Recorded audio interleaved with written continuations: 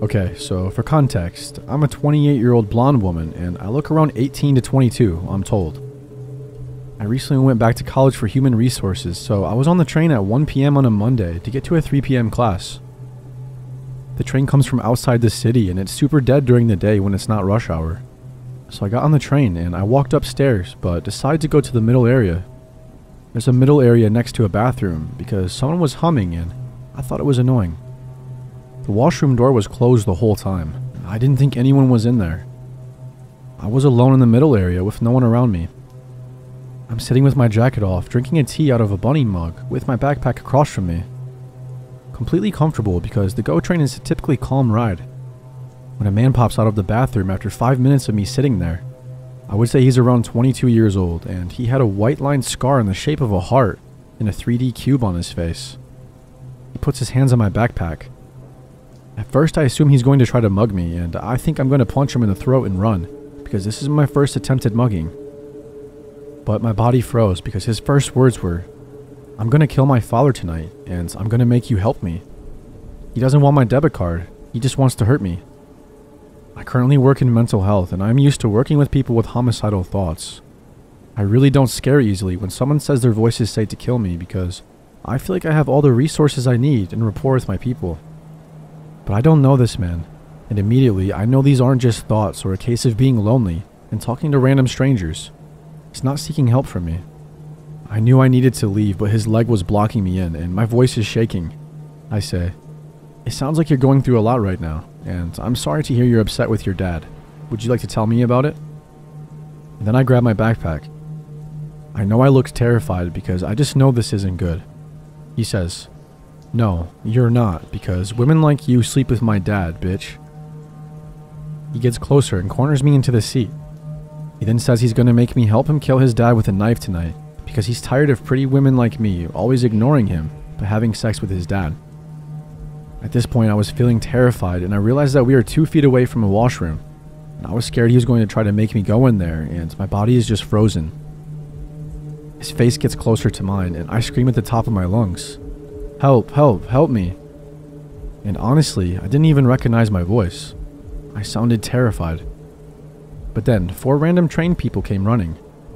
1 man, 2 young women, and 1 middle-aged woman. The man asks if I'm okay, and the guy across from me puts his legs down and is screaming that I'm calling for help because I'm a vain woman, and that we're all vain and cruel, and all I want is someone pretty, not like him, as he motions to his scars. I've been in some scary situations before, but I was comfortable on my commute, not on guard like I am at work. The man who came to help me sees that he's mad and is still yelling, and he tells me to run towards customer service and that he'll make sure he doesn't follow me. We press the yellow security strip before I get up and go, and the train starts beeping, but there was no security to come. The guy who came to help me found me later when the train stopped and told me that he strolled off of the train like nothing happened. However, the 2 young girls who came to me had their phones and took a lot of pictures of him walking away and gave them to police. I walk to the customer service train and the police come, but the man is now gone. They talk to me for a few minutes and they say that they know who he is because the scars on his face and because he did something similar yesterday, and they think he has mental health issues. In all honesty, the police officer didn't seem interested in talking to me. They asked if I saw his knife though. And I said no, but it doesn't surprise me because he mentioned a knife and the way he spoke was the confidence of a man with a weapon. They explained that he slapped another woman on the train and someone saw he had a knife at some point. That was earlier in the train ride. It's like a 55-minute ride along the entire line into the city. And someone called the cops before we even pressed the emergency strip. But the customer service train guy didn't even know that. He only knew my story because no one else pressed the security strip and I just came running to him. I just want to say that someone with mental illness can be homicidal, but it's not a symptom of who they are as a person. It's a sign of how unwell they are at that moment. Not all people with mental illness have homicidal thoughts, or even are violent at all. I know very kind and very wonderful people who have homicidal thoughts when they go through their life transitions. These people do not scare me. Maybe this man had mental health issues, but this man made me feel scared into my bones, and I'm just so glad that the people came running to me when I called. And the young girls took pictures, because my gut tells me that he would have done something if I didn't start screaming. I sincerely hope if he did have mental illness issues, they took him to a hospital so he's not roaming free.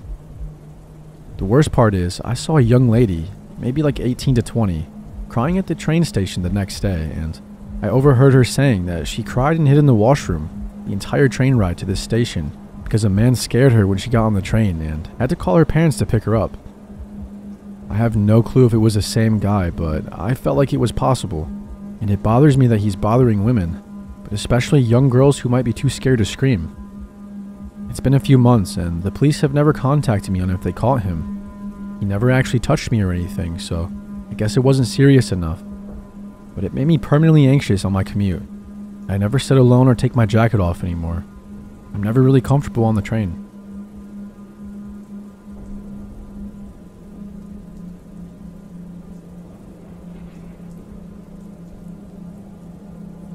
When I was 15, my mom and I took a trip to Germany and Switzerland to visit relatives. We are Canadian, and we also stopped in Italy for 2 days. We kept our Italy plans loose, and we decided at the station to hop on a train to Milan. When we arrived, we felt a little lost in the train station, and we were dragging our large, heavy luggage. So my mom left me with the bags in a seating area off to the side. The Milan train station is huge and busy, while she went to find someone to help us with accommodations for the night. There wasn't anyone else sitting in the strip of seats, so it was strange when a man decided to sit 2 spots away from me. Probably only a minute or 2 after my mom had left. He smelled like the floor of a filthy bathroom that was littered with cigarette butts. I felt slightly uncomfortable, but I didn't look at him and I continued to wait. But soon, I could just feel his eyes on me. I gave him a warning glance like, "Hey, I know you're staring, so stop." A few times, but he did not stop staring. I then realized he was staring at my crotch, and I began to feel really uncomfortable by now. But I had these big heavy bags and I didn't want to move in case my mom couldn't find me. And then after that, he started touching himself, rubbing over his jeans. And then a man passed by, and the creep stopped rubbing himself. I was frozen. Then he continued when the other man was gone. Up until this point in my life, I'd never experienced such objectification and violation. My horror and unpreparedness allowed him to continue. Finally, I hopped up and pushed all the luggage as fast as possible around the corner, feeling his eyes until I was out of sight. But he was still close by. Now what? Then I spotted my mom coming down the escalator and burst out crying. My mom and I decided to leave Milan. That night on a connecting train platform, I swear I saw him again, following what looked like a school group. I'm not sure if it really was him, but I know this is what I perceived.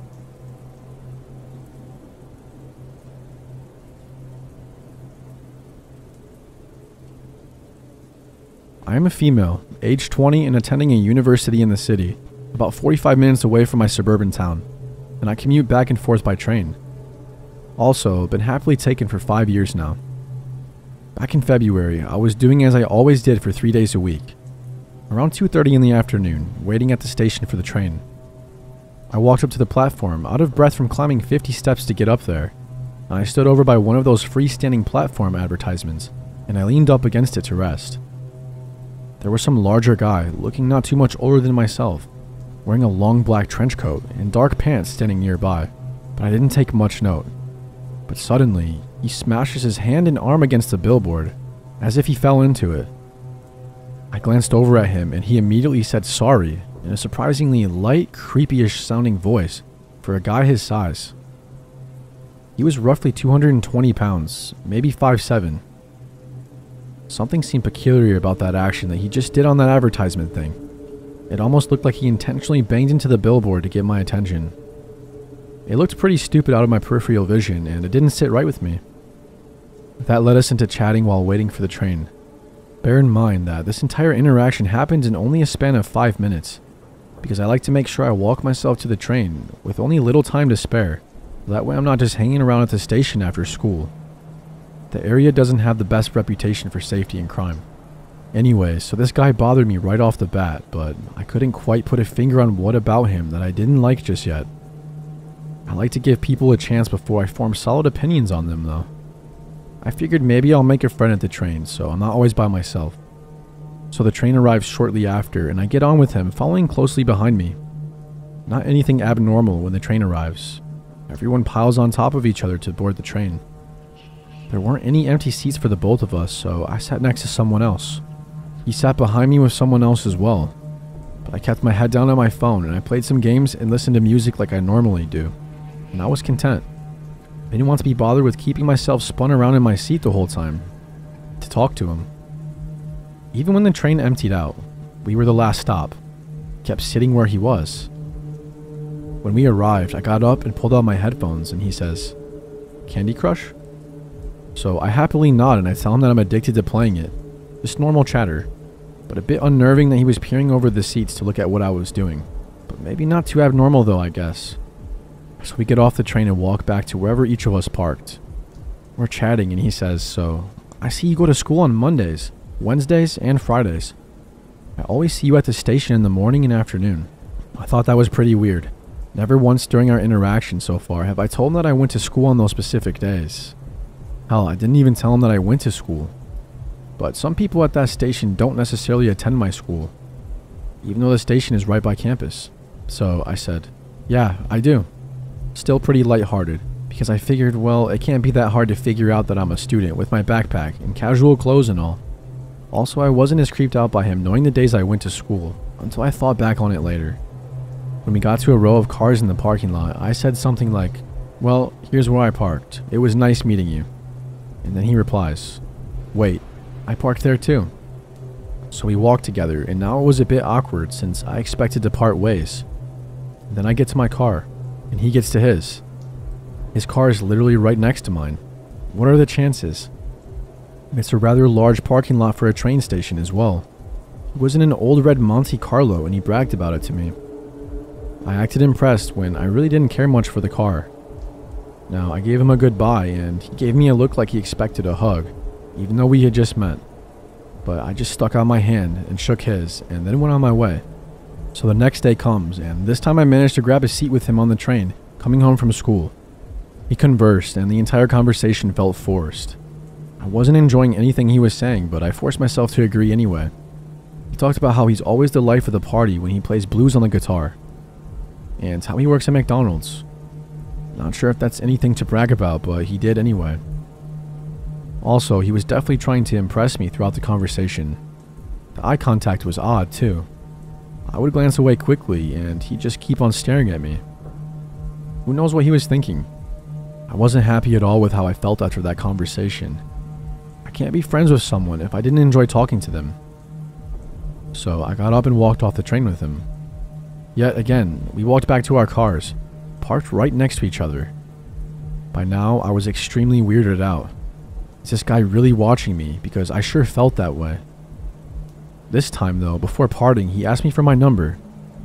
Ah, there's the question. I said nicely, how about Facebook? Do you have that? I can add you there. I was just hoping he'd get some sort of hint from that. I don't typically like to randomly slip into the conversation that I have a boyfriend, so I figured he'd add me on Facebook and see my relationship status and all. So the weekend comes and I mull over how much I didn't like encountering this guy at the train station.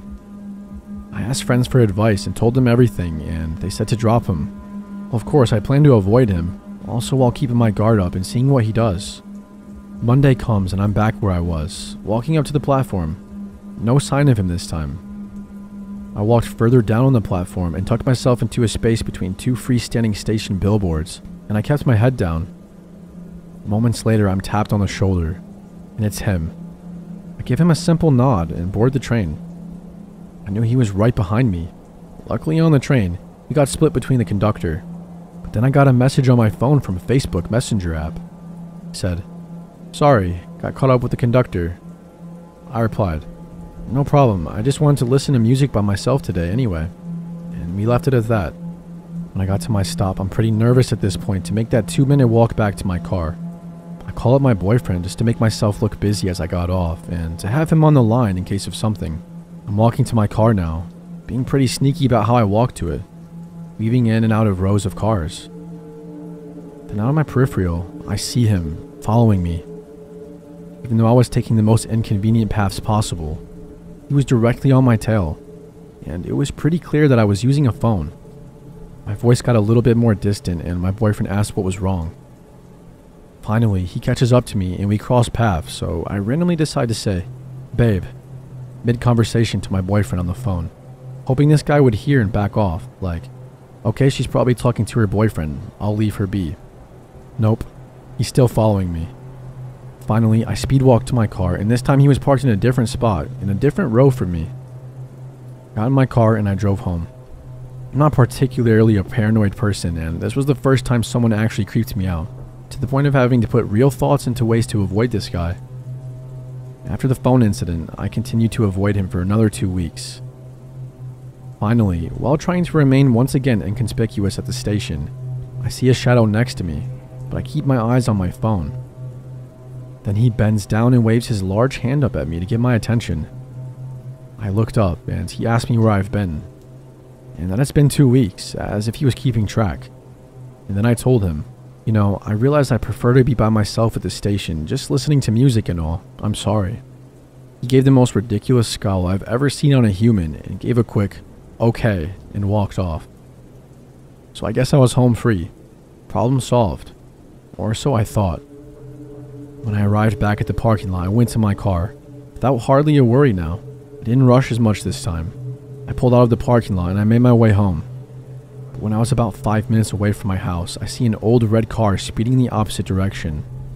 It was that classic Monte Carlo, and the driver looked familiar. My heart is absolutely racing. My gut told me it was him. I wondered why he was driving around there. I knew his town was not in this direction at all. Was he really out looking for me? He knew the general direction that I went in to get home, because his car was behind mine when we pulled out of the station one day. That scared the living hell out of me, and I hope to never ever see him in that stupid car ever again. Sometimes I still see him out of the corners of my eye, looming around by the top of the stairs to the train station platform. When I walk past, I feel his eyes, but he's not coming over and he's not speaking. So for now, I feel safe.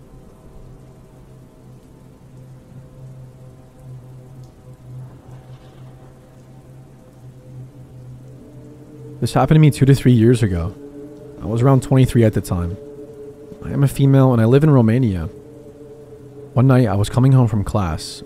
Master's classes start after 6 p.m. and end at 10 p.m., sometimes around 11. I had to take the subway for about 12 stops. The destination I had to get off at was at the end of the line for the subway. At that time, there wouldn't be many people in the subway. I suppose I'm a pretty lonely person, so all I need is my headset and my music, and I'm good to go. Said and done, I plug in my music, and I pick the furthest chair in the subway, away from the only 2 people that were taking it with me at the time. So far so good, until I see, with the corner of my eye, a silhouette approaching me and sitting right next to me. It was a man, fairly built with dark hair, wearing glasses and a black shirt with a black hoodie, but a sickening smile. He doesn't engage in talking with me, but would just stare at me, my phone, as I would browse through my music. I can hear him breathing heavily, not painfully, but just strange. I feel so uneasy that I decide to change my seat and go even further behind, trying to avoid him without looking like a freak. I pick a new chair and sit down, plug my headset in again, and I proceed with the remaining 6.5 stops on my way home. When I see the silhouette growing bigger and bigger and a breeze running on my skin, as I realize the guy is again sitting right next to me, glancing right at me, with dead eyes and a big smile. I panic, and there are still 4 stops to go. I have nowhere to hide. I look at the other person in the subway and I try to sit next to her, thinking that strength comes in numbers, but she is no longer there. I start shaking, but not allowing the creeper to notice me being vulnerable the best I can. I stand up and go to the door, and I decide to stand until my stop comes. This way he won't sit next to me, right? No, wrong, because he comes straight after me and sits on the chair, right near the door, and because he couldn't see my phone from that angle, he fixates on me instead. It felt like he was staring into my soul with his black dead eyes, and he says, "Hi gorgeous, why are you avoiding me?" I'm freaking out at this point as I look at my phone, trying to call my boyfriend or message him, and he stops me by saying, "I know no one will help you.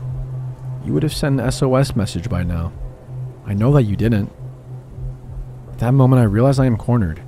He has been focusing on my phone to see who I was talking to, trying to figure out if I was panicking, and trying to see if I would ask someone for help. He cornered me. I had the luck to reach my stop, as I would delay any reaction or ignore him so that he would repeat whatever he wanted to say.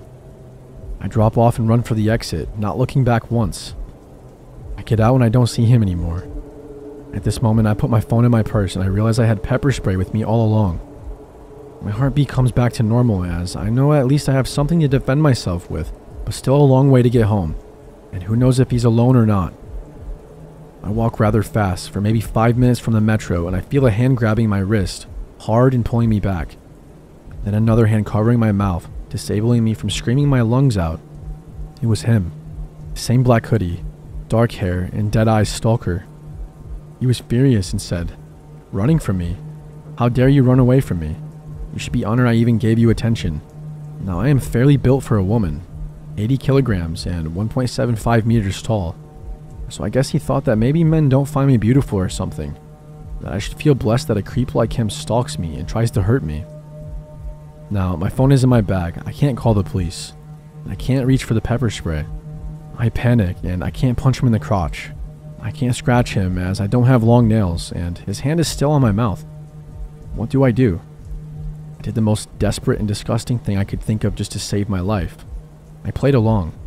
I used my other hand to touch the inside of his thigh and mumble a "I'm sorry" while his hand was on my mouth. I took his hand off my mouth and I repeated that I'm sorry. I didn't realize he was just flirting. He took his guard down and took his hand off my wrist. He asked me for my phone number and address to drop me off, but I refused, saying I'd rather add him on Facebook, and he agreed.